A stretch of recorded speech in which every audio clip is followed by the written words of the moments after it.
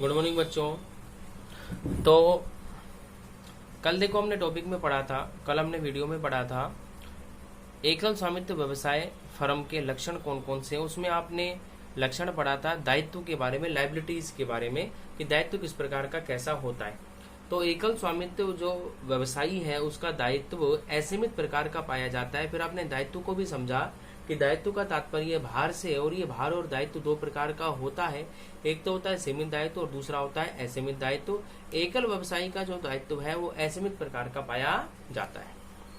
सीमित दायित्व का तात्पर्य ये हुआ कि हमें अपने हिस्से की राशि से ज्यादा राशियों का भुगतान नहीं करना पड़ेगा। जो हमने वचन दिया है, जितना हिस्सा हमने लिया है व्यवसाय में, जितना हमारा भाग है उतना ही हमें दायित्व का भुगतान करना पड़ेगा। और असीमित दायित्व का तात्पर्य ये हुआ कि हमें अपने हिस्से की राशि से भी ज्यादा राशियों का भुगतान करना पड़ सकता है। व्यवसाय में हमारा जो भाग और हिस्सा है वहां तक तो हम भुगतान करेंगे, लेकिन अगर व्यवसाय की संपत्तियां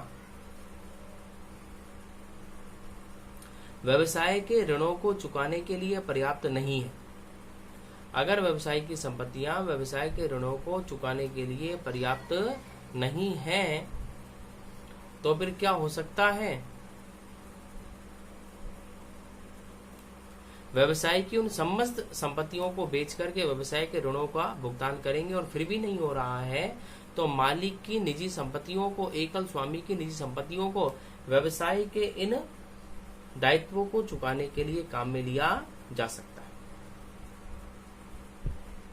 ठीक है, व्यवसाय की संपत्तियां अगर दायित्वों को चुकाने के लिए पर्याप्त नहीं है तो फिर क्या किया जा सकता है, तो फिर इन दायित्वों को चुकाने के लिए जो व्यवसायी है उसकी निजी संपत्तियों को भी काम में लिया जा सकता है। इसी को असीमित दायित्व के नाम से जानते हैं। और एकल स्वामी का दायित्व भी कुछ इसी प्रकार का, असीमित प्रकार का होता है। ठीक है, अब हम अगले बिंदुओं पर आते हैं। एकल स्वामित्व व्यवसाय की और विशेषताएं कौन कौन सी हैं। तो एकल स्वामित्व व्यवसाय की विशेषता है, अब जो और विशेषता आ रही है वो है एकल लाभ प्राप्त करता और जोखिम वहन करता। कि एकल स्वामित्व व्यवसाय की अगली विशेषता ये है कि एकल जो स्वामी है वो अकेला ही संपूर्ण लाभों को प्राप्त करने वाला है, तो और अकेला ही संपूर्ण जोखिमों को वहन करने वाला है। वो एकल समस्त लाभों को प्राप्त करता है, तो एकल रूप से समस्त हानियों का भुगतान भी उसी के माध्यम से किया जाता है। कोई दूसरा उसके लाभों और हानियों का बंटवारा करने वाला नहीं होता, उसे ही संपूर्ण लाभों को और संपूर्ण हानियों को बांटना पड़ता है।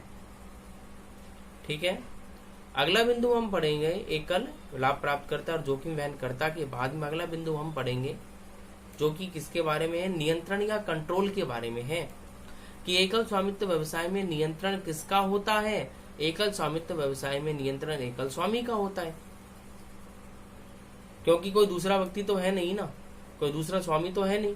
तो एकल स्वामित्व व्यवसाय में जो नियंत्रण है वो एकल स्वामी के हाथों में, एकल स्वामी के पास में पाया जाता है।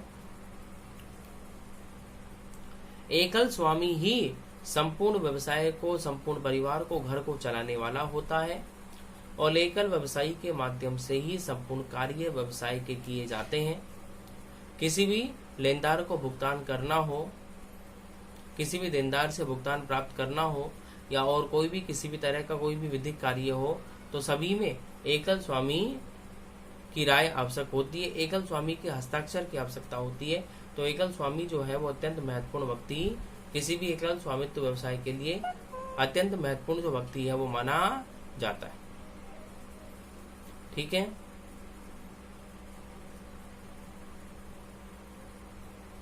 ठीक है बेटा।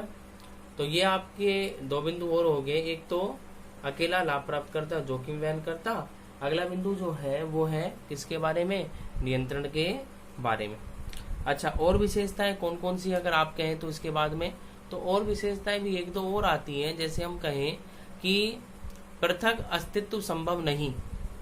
पृथक अस्तित्व संभव नहीं का बिंदु क्या कहता है कि एकल स्वामित्व व्यवसाय की अगली विशेषता यह है कि इसमें एकल स्वामी का अलग से, पृथक से कोई अस्तित्व नहीं पाया जाता है। व्यवसाय और स्वामी दोनों एक ही व्यक्ति होते हैं, दोनों का एक जैसा ही अस्तित्व होता है। एकल स्वामी का एकल स्वामित्व व्यवसाय से पृथक अस्तित्व नहीं होता है। एकल स्वामी का एकल स्वामित्व व्यवसाय से कोई पृथक अस्तित्व नहीं होता है। एकल स्वामी का व्यवसाय ही एकल स्वामित्व व्यवसाय या फर्म के नाम से जाना जाता है। उसी हम एकल स्वामित्व वाली फर्मों के नाम से उसको जानते हैं। तो जो एकल स्वामी है वही व्यवसाय को चलाने वाला होता है। तो अकेला जोखिम का भुगतान करने वाला जोखिम को उठाने वाला होता है। अकेला ही संपूर्ण जोखिमों को प्राप्त करने वाला होता है। और वैधानिक अस्तित्व नहीं का बिंदु ये कहता है कि विधान या कानूनी रूप से उसका कोई अस्तित्व नहीं होता। विधान या कानूनी रूप से उसका कोई अस्तित्व नहीं पाया जाता। एकल स्वामित्व व्यवसाय का अस्तित्व होता है अपने मालिक के बिहाफ पर, एकल स्वामी के बिहाफ पर। एकल स्वामी अपने बिहाफ पर जो है वो किसी भी विद्यालय से एकल स्वामी जो है वो अपने एकल जो स्वामी है वो अपने खुद के आधार पर, खुद के बेस पे इस तरह की जो व्यवस्था है वो कर सकता है। तो बिंदु समझ में आ रहा होगा एकल स्वामित्व व्यवसाय का, कि एकल जो स्वामित्व व्यवसाय है वो उसका अस्तित्व जो है वो संभव नहीं है। इसके अंदर काफी सारी चीजें जो है वो मिली हुई होती है। ठीक है। और अगला बिंदु आता है कोई कानूनी अस्तित्व नहीं। कोई कानूनी अस्तित्व का बिंदु ये कहता है कि एकल स्वामित्व व्यवसाय का कोई भी कानूनी अस्तित्व नहीं होता है। एकल स्वामित्व व्यवसाय का कोई कानूनी अस्तित्व नहीं होता है। एकल स्वामित्व जो व्यवसाय है उसमें एकल स्वामित्व व्यवसाय का कानूनी अस्तित्व अलग से पृथक कानूनी अस्तित्व नहीं पाया जाता। एकल स्वामित्व व्यवसाय का अलग से पृथक कानूनी अस्तित्व नहीं पाया जाता है। एकल स्वामी और एकल स्वामित्व व्यवसाय दोनों एक ही मानते हैं। एकल स्वामी और एकल स्वामित्व व्यवसाय दोनों को क्या मानते हैं? कानून। दोनों को कानून एक ही मानता है और दोनों का एक जैसा ही दायित्व होता है। दोनों को एक जैसा ही दायित्व के अंतर्गत जो है वो काम में लेते हैं। एकल स्वामित्व व्यवसाय का दायित्व जैसा होता है तो एकल स्वामित्व व्यवसाय का दायित्व किस प्रकार होगा? तो एकल स्वामित्व व्यवसाय का जो दायित्व है वो एकल स्वामित्व व्यवसाय का जो दायित्व है वो असीमित प्रकार का पाया जाता है और वैधानिक अस्तित्व इनका होता नहीं है। क्योंकि वैधानिक अस्तित्व नहीं होने के पीछे मैंने आपको कारण बता दिया। क्योंकि जो वैधानिक अस्तित्व है वो वैधानिक जो अस्तित्व है वो कब पाया जाता है? जब विधान या कानून उसको हाँ कर दे।